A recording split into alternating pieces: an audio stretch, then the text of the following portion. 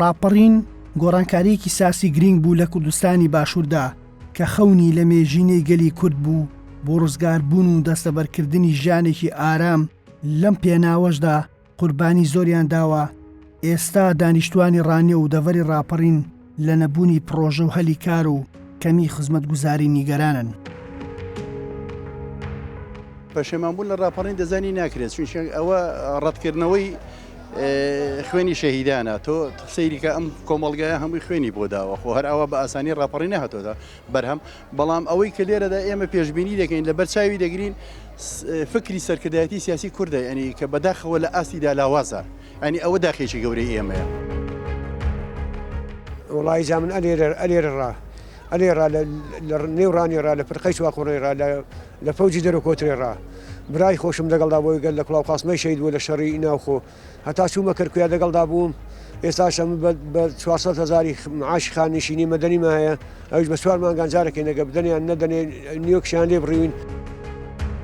ئێمە حکومەتی بە ئەسمان ڕاونا بۆ سمان ڕاونا بۆی ژیانمان خۆش بێ.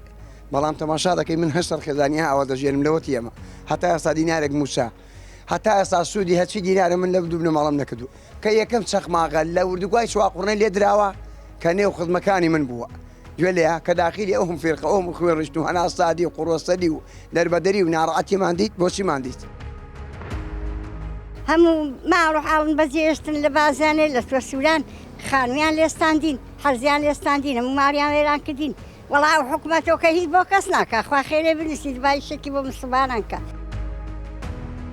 لە چاو ئەو ماندووبوونەوە هیلاکەتێک ئەو خەڵک خۆی بکوژداوە خۆی دەربەدەر کردووە و ڕاپەڕینی کردووە هیچی وە نەکراوە. هیچ ئەوەیەکی خەڵکی نێناوەتیدی هێندە کەسان نا بەڕاستیت پێ بڵم بۆ هێندە کەس بەڕاستیت پێ بڵم ژیان فولە بەس بۆ هێندە کەس نا.